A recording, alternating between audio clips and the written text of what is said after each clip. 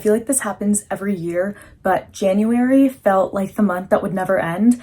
And then suddenly I blinked and it was March and I had no idea where February even went. If you're new here, my name is Serena. I like talking about books, so today I'm going to be telling you about all of the books I read in January and February. The wind is absolutely bonkers outside right now, but I've put off filming this video for too many days because of the weather, so I am just going to record and hope for the best. So the first book is The Holiday Honeymoon Switch by Julia McKay.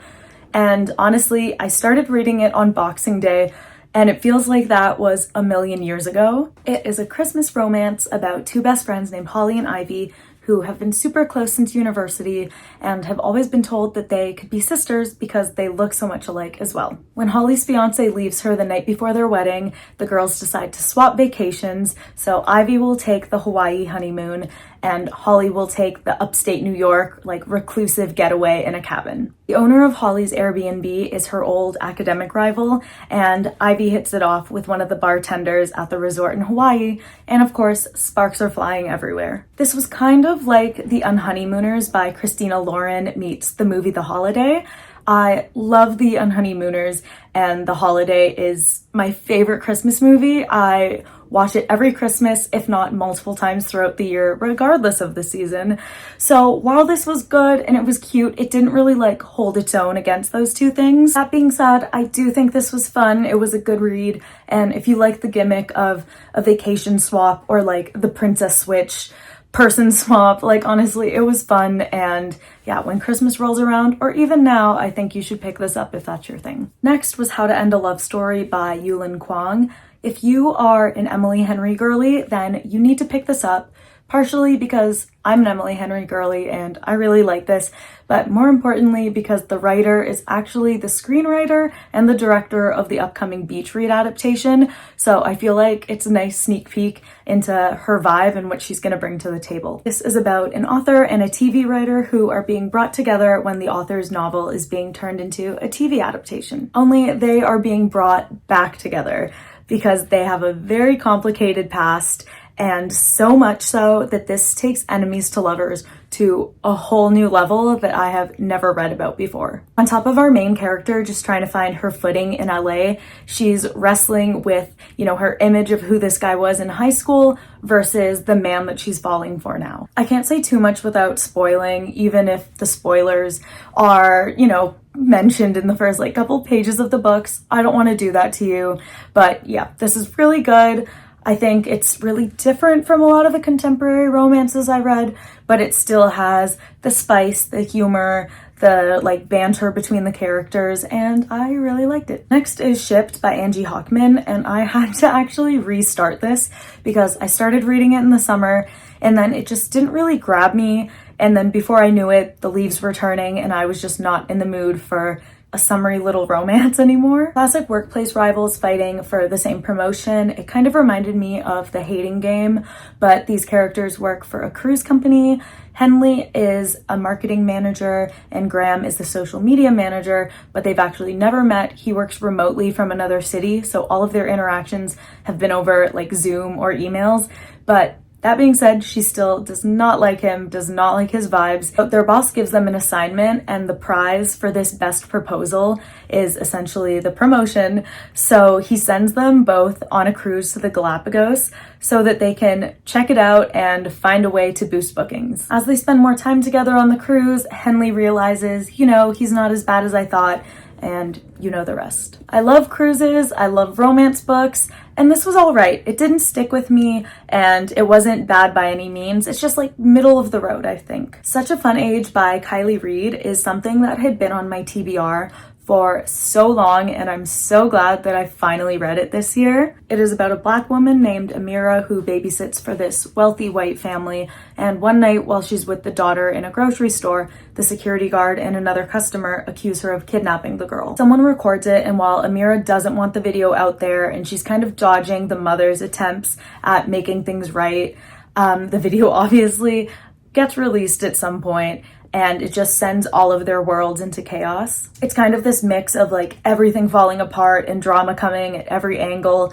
but also the family is really bringing Amira into their lives as their own, even more so than before the incident. I loved this. I can't recommend it enough. The social commentary is really clear and really effective, but it's not like preachy or like it's being spoon-fed to you. It's just a very smart, well-written novel. Okay, Scarborough by Catherine Hernandez. I'm from the GTA, so I really liked reading this, and it was just a reminder that I need to be reading more books that are set in Ontario. It's set in a low-income neighborhood in Scarborough, which, for anyone who doesn't know, is one of the boroughs of Toronto. It's told through the POVs of so many different characters as they navigate poverty, racism, addiction, as well as just like everyday life and struggles with housing and school and being a parent. The most frequent POVs are from a Filipino boy whose mother has just left his unstable father, and he's also struggling with his sexuality and showing signs of being gifted. An Indigenous girl living in a homeless shelter with her family as her mother struggles to find a diagnosis for her younger brother who is developmentally delayed. There's a young girl who's just been taken in by her father after her abusive and neglectful mother just leaves her at a bowling alley, but it really starts to seem like her father might not be any more responsible or caring or capable of taking care of a child. Lastly, one of the main perspectives is from the woman who works at the after-school reading program for the school all of the kids go to. So all of their stories are intertwined and then also brought together with different side characters. Even if they only have like one chapter of their POV, everyone really comes together to form this community of characters that feels really real. It's very diverse and reflective of the community. It's just a really solid fly on the wall type of story that really immerses you into the lives of these characters. And the movie is also very good. Very sad, the book and the movie, but they're both really, really good. When Haru Was Here by Dustin Thao is so sad, but again, very well done. After the death of his best friend, Eric is really struggling to cope. He's dwelling on the past, he's lamenting on college applications and the future, and he starts kind of making up imaginary scenarios in his head just so he can cope and get through the everyday. One day, Haru, a boy he lost connection with after meeting him briefly in Japan the summer before his best friend died, shows up in America at a cafe. So obviously Eric is floored, but the thing is that Haru is not actually there and no one else can see him except Eric. Nevertheless, Eric is finding comfort in Haru's presence and learning to navigate his grief a little bit better.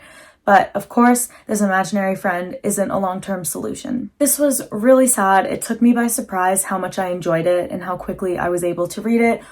As I became an adult, like YA really lost me, but I really, really enjoyed this one. And if you're in the same boat I was and you're not sure if you can still enjoy a YA book, this one really transcends genres like that. Plot Twist by Erin Rosa is a book with a lot going on. Our main character is a romance author with writer's block but a deadline looming, and she accidentally goes viral when she posts a TikTok saying that she's never actually been in love. The love interest is her landlord slash former teen celebrity heartthrob slash her best friend's brother, which sounds silly and sounds ridiculous, but I promise it all works together in a way that's not super contrived. He is sober and he has this secret crafty TikTok page where he posts that, and that's his hobby to keep his sobriety, and he's just trying to figure out what he wants to do next. He's a part of this big legacy Hollywood family and he wants nothing to do with that, so he just makes his crafty little TikToks and that's how he goes about his days. She's on a mission to reconnect with her exes and figure out where she's been going wrong,